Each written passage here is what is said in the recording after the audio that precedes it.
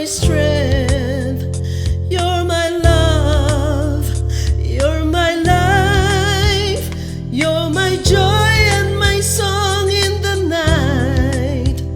How I marvel at your mercy, and I sing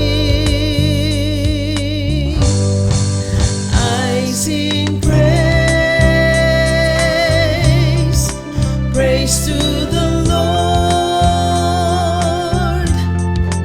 I sing praise to the Lord.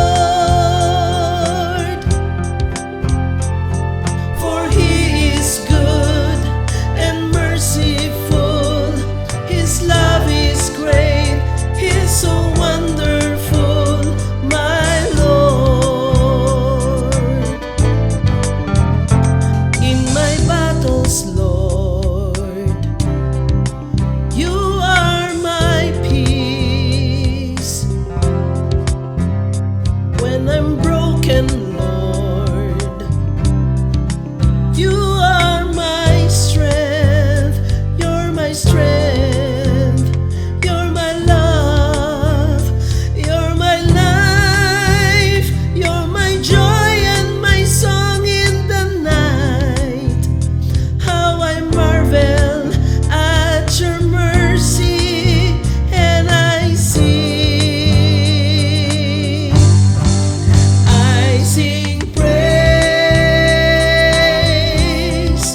praise to the Lord. I sing praise to the Lord.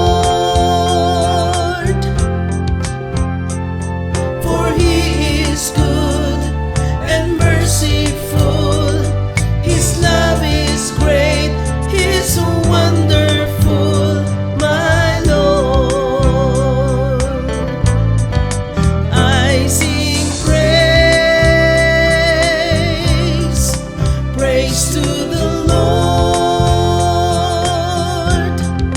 I sing praise to the Lord. For He is good and merciful, His love is great, He's so wonderful, my Lord. For He is good and merciful, His love is great, He's so wonderful, my Lord.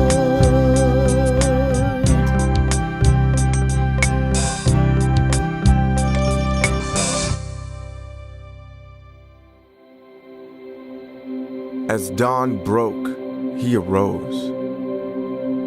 Jesus was coming for His kingdom, coming to save man from sin, coming to crush the hold of death from within, coming so man could live with Him forever. But man's heart did not desire His saving grace. He came humbly on the unbroken foal of a donkey. As He entered the city, the people rejoiced, but Jesus wept. You see, the crowds didn't want forgiveness and mercy. They desired an earthly victory. They followed Jesus for misguided reasons. They followed His works, but denied the freedom in His words. He came for a spiritual kingdom, not of earth, but the kingdom of heaven. And though legions of angels knelt before Him, He did not come to wage war on the Romans, but to wage war on religion. That cancerous hypocrisy driven by pride, which concluded that the sinner should be shamed and excluded. But these very sinners were the purpose of His crucifixion. Make no mistake, Jesus did not die a victim. He was instead the willing sacrifice for our sin. We worship Jesus today, not because of what He may do for us, but because of who he is to us, our King, our Messiah, and our God,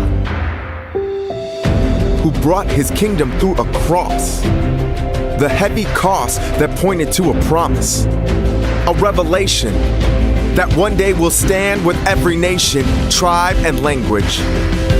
Palm branches lifted high, one voice united in a deafening cry. Salvation belongs to our God. Jesus is here. His kingdom is here.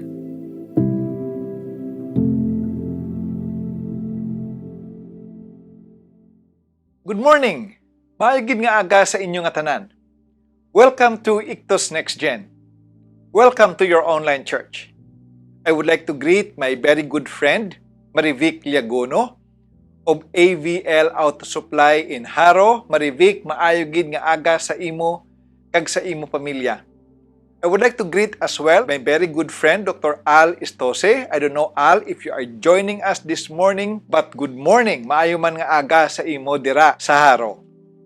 I would like to congratulate both Kuni and Gigi Dakyado for another addition in their family. Kuni, Gigi, congratulations. Another praise item. We praise the Lord for healing the Tew family. Finally, all of them and their dependents are out of the hospital already, and we praise the Lord for that. Let us continue to pray for other members of Ictus Next Gen who are infected with COVID-19 virus. The family wants to keep it secret, so I won't mention their names here. But let's just pray for one another, not only for members of Ictus Next Gen, but also for the city of Iloilo as well. Today, we are going to continue our series on advancing the kingdom of God. But before I preach this morning, I would like to read to you a private message sent to me from one of our friends in the US who join us every Sunday in our weekly worship service here at Ictus Next Gen. And he wrote something like this: "We thank you for your great messages. You really nailed it. Your messages are inspiring kag may realidad.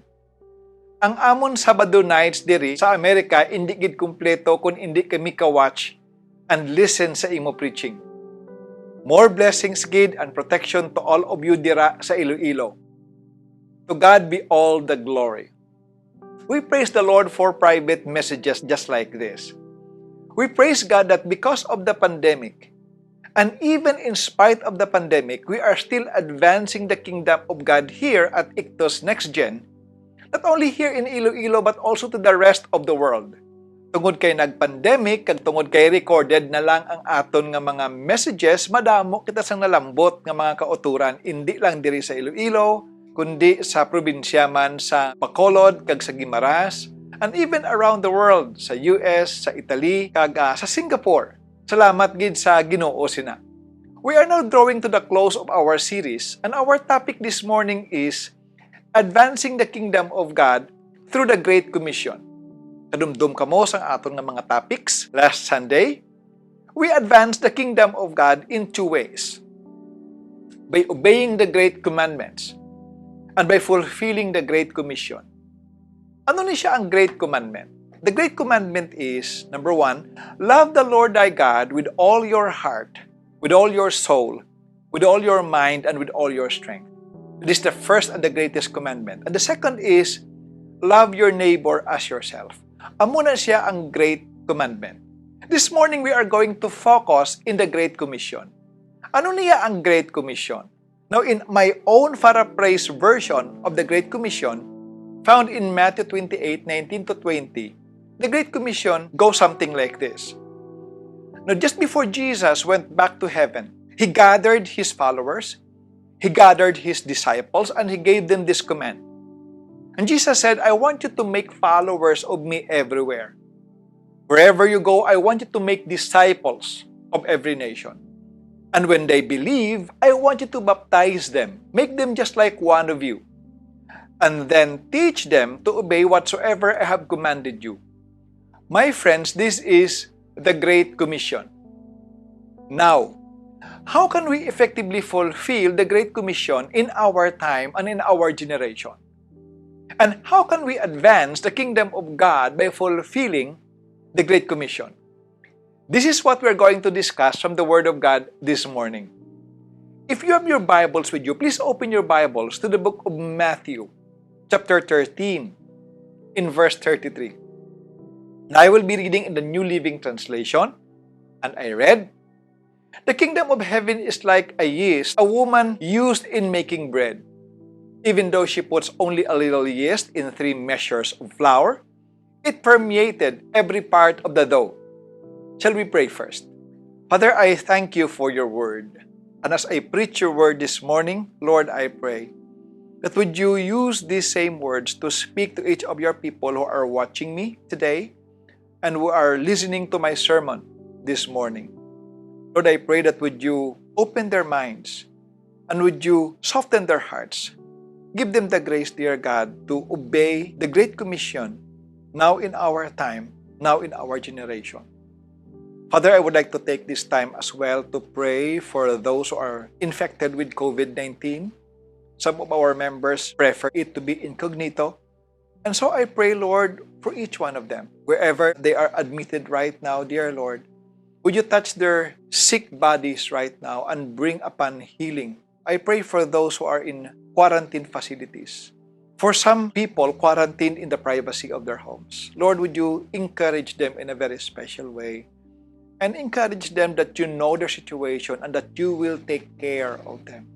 Father, I continually pray in behalf of our church, we pray that would you heal those who are sick, would you heal our city, and would you heal our country and the world as well of COVID-19. Again, Lord, we bless you. And again, Lord, we thank you. And we want to commit to you this time as we open and study your word. In Jesus' name, amen. Matthew chapter 13, verse 33. Now, there are some things that I want each one of us to understand in advancing the kingdom of God through the Great Commission. May mga bagay kita nga dapat maintindihan sa aton nga pag-advance ang ginharian sang Ginoo paagi sa Great Commission. Mga importante nga bagay nga aton dapat maintindihan. I would like to share with you 3. Number 1, the Great Commission is for every Christ follower, not just for pastors or ministers or church workers. In the past, there has been a confusion in fulfilling the Great Commission because of the secular and the sacred divide. Sang una, amo niya ang panguna-una sang kalabanan nga mga Kristohanon kag kalabanan man nga mga iglesia.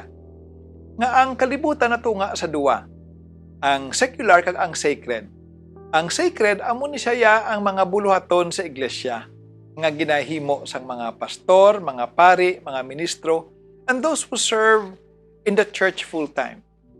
And everyone else who works in their own profession, either engineer, or doktor, or nurse, or whatever it is, ang pagtulok sa kalabanan niya, secular. Kalabanan nga panguna-una, sang kalabanan nga mga Kristohanon kag sa mga iglesia amo ni. Nga ang ini nga mga katawhan nagaobra sa sagwa. Nagasimba sila kag nagahatag sila sang ilang offering, agud nga may ara nga isweldo sa mga pastor, sa mga missionaries, sa mga ministro, sa mga nagatrabaho sa church full-time, nag-amo niya sila ang maghimo sa Great Commission para sa sini nga mga katawhan. Now, this is wrong. Now, for one reason is, the Great Commission was given to every Christ follower. And not just for pastors, for missionaries, and for ministers. Therefore, the Great Commission is for everyone, for every Christ follower.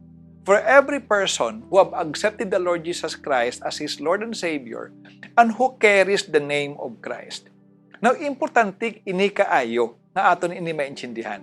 Kaya nga, agud nga makita nimo ang imo nga bahin sa pag-advance ang ginharian sang Ginoo by fulfilling the Great Commission yourself. So amo gini ang una nga bagay nga aton dapat i-correct. Misunderstanding, misconception nga aton dapat i-correct sa aton kaugalingon. Number 1, ano gani? That the Great Commission is for everybody. Not just for pastors, missionaries, or ministers. Ay kadua nga bagay nga akon gusto nga ipakita sa inyo, and this is in the form of encouragement, that the kingdom of God will surely advance. Hindi niya mapunggan. Amo ni ang aton nga text sa sini nga aga. The kingdom of heaven kuno is like a yeast that the woman used in preparing bread or in making bread. And although she only used a little portion or part of the yeast, it permeated the whole dough. Now, para sa aton nga hindi familiar sa bakery o kung making bread, amo kuno siniya ang sistema nga ginahimo sa mga nagaobras ng tinapay. Sang una, sang ara ako sang elementary kag sang high school, isa sa akon nga mga part-time jobs nga nagalibod ako pandesal kon aga. Agud nga may ara ako extra nga balon sa eskwelahan. Kag kun kaisa, nagalantaw ako sa paghimo sang pandesal. This is very interesting. Kay gamay lang nagali nga flour ang ginagamit. Ang term na ginagamit, lagi na mix o kun ginamasa. Ang inang gamay nga flour, putangan ina sang baker, sang yeast, o kun sang pampahabok. Kag iya ina i-mix plahon, evenly, kag iya ina mix plahon, ang inang gamay nga yeast sa sinang damo-damo nga harina. Matapos niya ina-mix klahon, iya ina-slice, depende sa kung ano nga klase, sang tinapay, inang basa pang harina, and then pabayaan niya sa kung mga pila ka minutos. Kung intsakto ang iya nga pag-mix sang tubig, sang harina, sang yeast, kung ano pagiging nga ingredients sa paghimo sang tinapay, it is very interesting that after some time, atong gamay nga harina nagahabok. Then paghabok ginasana amo na ang pag-bake niya sa oven kag mahimo na ina nga tinapay. Amo man kuno ang ginharian sang Dios. Gamay lang. Nagasugod ini nga gamay lang. Apang kun imo iniibutang sa dako nga harina, pahabuko niya ini ang dako nga harina. And this is an encouragement for all of us who call ourselves Christ followers. Because as we advance the kingdom of God, although we are only a minority, although we are only small in numbers, although we are almost insignificant, kung tulokon nimo bala ang kalibutan, kag ang kadamuon sang mga tao nga hindi iya tumuluo, maski gamay lang kita, the good news is, we can change the world. We can make an impact in the world, maski gamay lang kita. So it is not always with numbers. Pag-abot niya sa pag-abansi sang ginharian sang Ginoo, maski gamay lang kita, we can make a difference. And this is as well very interesting because in the Bible, most especially in the Old Testament, ang yeast ginagamit nga illustration o kung symbolism sang evil in the world. Hindi maayo nga mga butang. That's why in the Old Testament, most especially in the lives of God's people, in the lives of the Jews, kung mag-approach na gani inang mga special days wherein they offer something to God, weeks before that or days before that, ginapagwa na nila ang yeast sa ilang panimalay. Kaya ang yeast sa Old Testament, sa Bible, is a symbol of evil. But here in the book of Matthew, this is very interesting that the yeast is used by Jesus as illustration or symbolism of the kingdom of God, of those who advance the kingdom of God. Kag kita amo sini, gamay lang kita, minority, insignificant in numbers, but it doesn't mean that we cannot make a difference. And the last but not the least is, the kingdom of God is sure to come. Hindi mo niya mapunggan. Maabot gidya ang ginharian sang Diyos. Remember the Lord's Prayer? Our Father, who art in heaven, holy be your name. Then what's the next phrase? Your kingdom come. Your will be done here on earth as it is in heaven. You know, I was reminded of the dream of Nebuchadnezzar in the Old Testament, found in Daniel chapter 1 and chapter 2 and chapter 3. You remember my sermon about Daniel and his three friends? Nagdamgo ang hari. Kag pagdamgo sang hari, na-trouble gid siya sa iya nga damgo. And because of that, ginpatawag niya ang mga wise men sang Babylon, agud nga i-interpret sa iya ang iya nga damgo. This is one of the interesting stories in the Bible that we can read because gusto sang hari ipa-interpret ang yadamgo pero hindi niya pag-isugid ang yadamgo. Nga Kaisling niya, kung isugid ko ang akon nga damgo, pwede niyo kuya tagaan sa bisan ano lang nga interpretation. And how will I know nga insakto inang interpretation? Now, here's the catch. Ling niya, isugid niyo anay sa akon, ang akon damgo, kung insakto nga damgo ang ginambal niyo, then you can start interpreting. Grabe, no? And we know from the story nga wala dito ya sang wise men, sang Babylon. Unagid nga nakasugid sang iya damgo sa iya, kag naka-interpret sang iya nga damgo sa iya. Sang akon nga last nga sermon, wala to nato niya gin-mention ang damgo. Subo nga aga, akon ini-share sa inyo. Actually, ang damgo sang hari ni Nebuchadnezzar, amo nga nagdamgo siya sang dako-dako nga statue. Ang ulo sang statue is made of gold, ang iya nga chest is made of silver, ang iya nga lower extremity is made of bronze, ang iya nga legs is made of iron, kag ang iya nga lower limbs is a mixture of iron and soil. Dako-dako ini nga statue, it was so massive nga nagatindog ini sa bilog nga kalibutan. And you know what's the next part of the dream? From a mountain or from a hill, may ara isa ka bato, gamay lang nga bato, nga nagligid. Apang sa nagaligid ini nga bato, nagadako ini nga dagadako, hasta nga ginigo niya, ang ini nga statue sa iya weakest part. Ano ang weakest part ng sining statue? Ang iya nga lower limbs, which is a combination of iron and soil, iron and dirt. Weakest in a sense, nga hindi nimo pwede ma-mix ang iron kag ang dirt. And you know what happened? Sang naigo, sang sining gamay lang una nga stone, nga sa nagligid, naghimo dako-dako nga bato, ang ining statue natumba, kag ang iya nga pagkatumba was so massive nga napudpod gid siya. Matapos siya napudpod, ang gold, ang silver, ang bronze, ang iron, napulbos, nga ginpalid ini sang hangin, kag wala na ini makita. Apang ang ato nga gamay lang nga bato, nga nahimo na subong, dako-dako nga bato, nagdako. Kabalo ka mo kung ano ang iya basic nga interpretation sang amusad to nga damgo. Ang atong statue symbolism sang apat ka world power nga nag-abot sa siniyang kalibutan. The head, which is made of gold, represents the Babylonian Empire. Amo ni siya ang empire ni Nebuchadnezzar. And then, ang chest part, which is made of silver, represents the Medes and the Persian Empire. Dako man gyapon nga empire, but not as grand as the Babylonian Empire. The next part, the lower extremity, which is made of bronze, represents the Greek Empire, Alexander the Great. Dako man gyapon nga empire, but not as great and as great in value, gold, silver, bronze, hindi gid amo na ka-valuable compared to gold and silver. And the last but not the least is the Great Roman Empire that represents iron. Dako man gyapon nga empire, but not as valuable as gold, silver, and bronze. And you know what, kung ano ato ang stone nga nag-igo sa sining apat kadalagko nga empires? The Kingdom of God.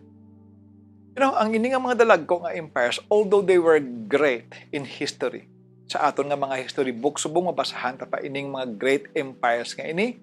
But you know what? Just like what I've said, they are just history. But the church is still here. The kingdom of God is still here. In other words, ang ginharian sang Diyos, hindi gid iniya mapunggan. It was predicted thousands of years ago. And now it is here. And it is continually building up and becoming big and becoming great. In other words, maybe sa imo nga perspective, if you are listening to me right now, if you are watching me right now, and you are a Christ follower, kag sa imo nga pagtulok, minority kita. We are insignificant in number. You are mistaken. Because thousands of years ago, in the Bible, in the Old Testament, na-predict ni iniya ang ginharian sang Diyos. Kag magadako lang gid ini nga magadako. That's why amo ini ang tatlo ka mga butang nga dapat nimo maintindihan, nga dapat naton maintindihan. Agud nga ma-encourage kita sa pag-advance sang kingdom sang Ginoo, sa ginarian sang Ginoo paagi sa aton nga mga kabuhi, paagi sa kung ano man nga mga talents and skills and resources nga ginhatag sang Ginoo sa aton. You see, some people invest in businesses. And that's good. That's good. Nga naga-invest ka sa business. But you know what? Business come and business go. Kaina, ako dito sa GT Mall sa Pavia to meet Dr. Boy Listano, one of my very good friends and colleague and partner in the ministry. Kag first time ko nga nagkadto dito sa GT Mall sa Pavia. And I saw some of the business establishments there. Kag kasubo, because of the pandemic which has been here for nearly 2 years, kadamo pala sa mga businesses dito nga ka mga nami tani. Galing kay wala sang tao nga may kasulod, most especially the restaurants. So you see, if you invest your life and your resources in business, nami man na. But the problem is, there is no security in that. Business come and business go. Some people spend their lives trying to change the corrupt system of our government. Dumduman ko ni sang una, when I was in college, I have a friend who is very active in the Communist Party of the Philippines. Kag ti pareha sa iyaya ang sabat kuno sang problema sang aton nga pungsod amo ang communism. It's very ironic because in some parts of the world, communism are crumbling down. The late 80s and the early 90s, nag-crumble ang Iron Curtains of the former USSR. Kadamo sa mga communist states, for example, ang East Germany, which formerly separated from West Germany because of communism, they are crumbling in the late 80s and early 90s. Ang Berlin Wall nga nag-separate sang East Germany kag sang West Germany were crumbling during those times. Kaya nga, kunya nga abyan niya, ginaduso pa niya ang communism. Kaya kung dira nimo spend ang imong kabuhi, trying to correct the corrupt system of our government, maayo man ina. But I have learned a very important principle from one of the wisest men who ever lived nga ako na encounter, and he said something like this: never underestimate the power of power itself. Because once you start to flirt in the halls of power, you can be corrupted. And I agree with him. Hindi na kinanglan nga tulukon kong ibang nga tao. Tulukon ko na lang ang akon kaugalingon. Kagdra ko makitaan bala nga, nabla ako hambal sa akon asawa kung siguro kung hindi lang gidya tugod sa bugay sa Ginoo. Kag sa bugay sa Ginoo nga nagauyat man sa akon, siguro wala man ako kinalain sa sini nga mga katawhan.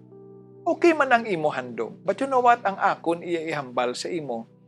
If you are trying to correct the corrupt system of our government, ang akon iya nga duso amo ang advocacy.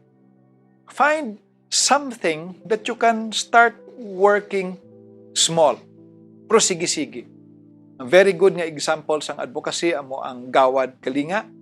I really admire the people behind Gawad Kalinga. Land for the landless, home for the homeless. They started small, now they are big. Celebrate recovery.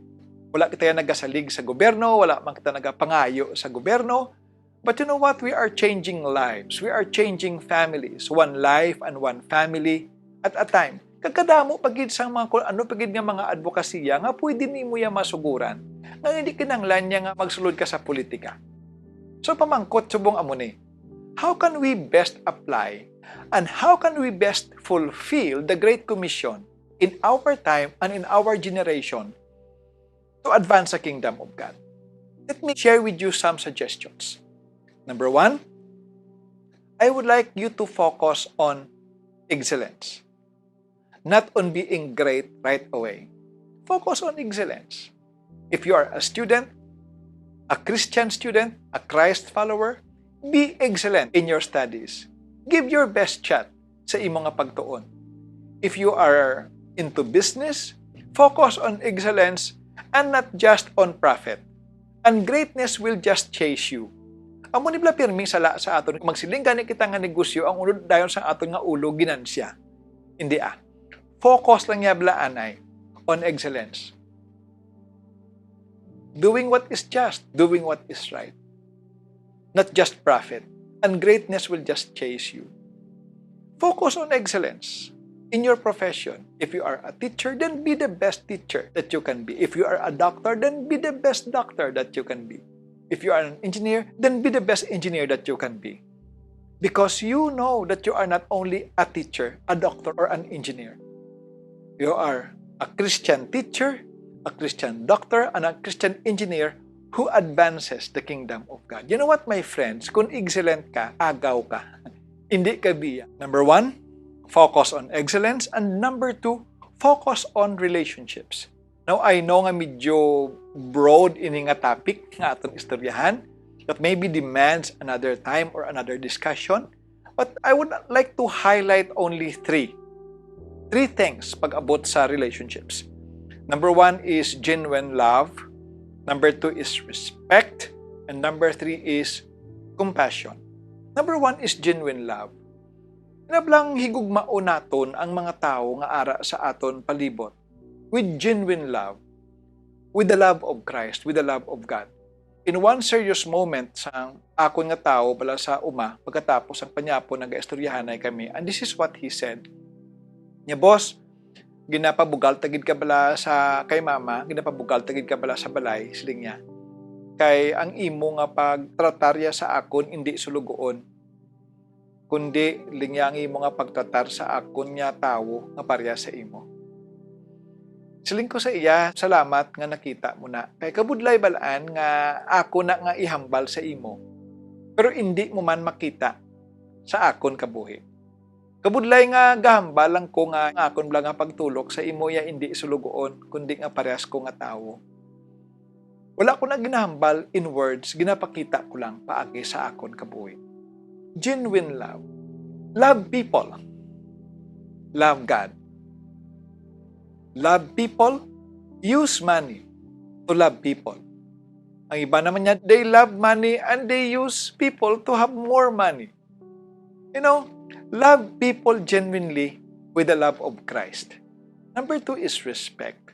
Kung kaisa I talk to business owners and they would tell me something like this. You know, sa amon niya, Pastor, kinanglagi kami nga mangin harsh, kinanglagi namon ipakita sa amon nga mga tao nga kami ang amo kag sila ya ang sulugoon kay kadamo lagi diya bala sang tao ang katig-abala ulo.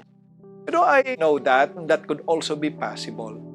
But you know what, pwede man na bala nga matudluan nimo ang imong mga tao or mahambalan nimo ini nga mga tao sang imo gusto ihambal without demeaning them, without losing respect for them. Amo lang gid niya ang realidad nga may mga tao lagi diya nga kabudlay tudloan, may mga tao lagi diya nga tig-aulo. Siling kani isang akon, isa kamigo sang una nga negosyante niya ti. Amo na gani, pastor nga nag-amo lang na siya, nag-janitor siya, nagsulugoon siya, nagkargador siya. Kay wala siya tinapusan. Kag hasta dira lang ang iya nga alam, kag ang iya nga abilidad. Kaya siguro kung may tinapusan na siya, o kung may talent na siya, o kung may abilidad na siya, siguro nag-abogado man na siya, o kung nag-doktor, kag nag-maestra. Sige lang, ibatasa lang. And then number 3 is compassion. Inabalang ibutang nimo ang imo kaugalingon sa iya. Inabalang kung sa mga hulubaton pa, sa mga halambalanon pa, sa mga tigulang sang una, good. Kaya ikaw ang nag-amo, kag siya ang nagsulugoon. Kung sa ano man nga palad, ikaw ya ang nag-amo, kag siya ya ang nagsulugoon. Pero kung sulion ta abi, what if kung siya abi, amo ang nangin amo, kag ikaw bi ang nangin sulugoon, kag amo na ang pagtratarya sa imo, ano ang imo batyagon? Focus on relationships. You know why? Again, the old cliche stands true. That people don't care. People don't really care what you know and what you say until they know that you care. You know why? Because talk is cheap sometimes. So focus on number 1, ano gani? Excellence. If you focus on excellence, agaw ka. Maski diin ka lang dalon, agaw ka. You will excel. Greatness will just follow you. And number 2, ano gani? Focus on relationships. And the last but not the least is focus on Christ and not just conversions. Amo ni ang problema sang kalabanan nga mga iglesia sang una. Ina ba lang, aral na ba lang panguna-una nga kung mag-share sila kay Jesus, dapat nga ang ini nga tawo magbaton gid kay Jesus nga ilang nga Ginoo kag manluluwas. Kag dapat nga may ara gid pagbag-o sa kabuhi sang sini nga mga tao nga ilagin sharean kay Jesus. Kag dapat ang ini nga mga tao madalagid nila sa ila iglesia nga mangindugang nga membro nila. Agud nga kung matabo ini para sa ila na fulfill ang Great Commission sa ila ginahimo. Ideally, okay man ina. Wala man sang sala dira. But the problem is, sometimes, ang imo iya nga timeline, hindi pariya sang timeline sang Ginoo sa amo sini nga mga tao. What if nag-share ka sa sini nga mga tao, pero hindi pa ya sila ready dayon nga magbaton sang Jesus nga ginatudlo mo? What if kung ang yun nga mga tao nakabato naman ayan kay Jesus, pero nag-struggle pa nga magbag-o sa ilang nga mga kabuhi para sang pagbag-o nga gina-expect mong dayon nga matabo sa ilang kabuhi? What if ang ini nga mga tao nagbato naman kay Jesus nga ila Ginoo manluluwas, nagbag-o naman ang ilang mga kabuhi, apang hindi pa sila ready mag-join sa inyo community of faith o kung sa inyo fellowship o kung sa inyo nga church. But the problem is, most of us give up right away if any of these three conditions are not met. Kagdira kita nagsala, kagdira kita nagkabos. You know what?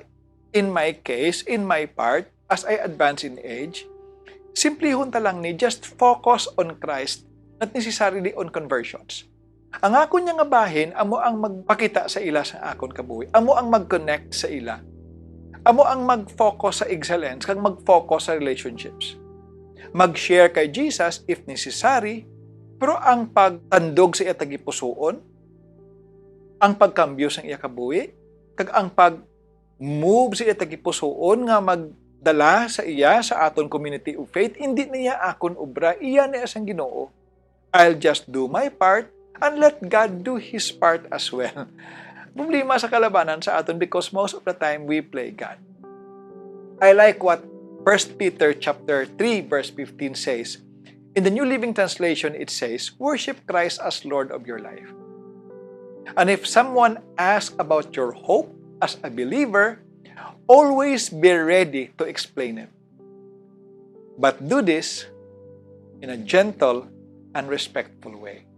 Amo lang gid niya, himuon mo ang imubahin, kag babay man ang Ginoo nga himuon ang iya nga bahin. Now as we close with our study of the Word of God this morning, let me ask you and let me leave you this question. Are you an active player in advancing the kingdom of God? Are you advancing the kingdom of God in your own way with the life that God is giving you? If not, why? Maybe because of the confusion in the past, ati base iya sang una, abi mo ti hindi man na iya akon ubra, kay pastor lang na iya. Kay Ma'am Eileen na ubra. Ila na iya din teacher ko ni ubra, hindi na iya amon ubra.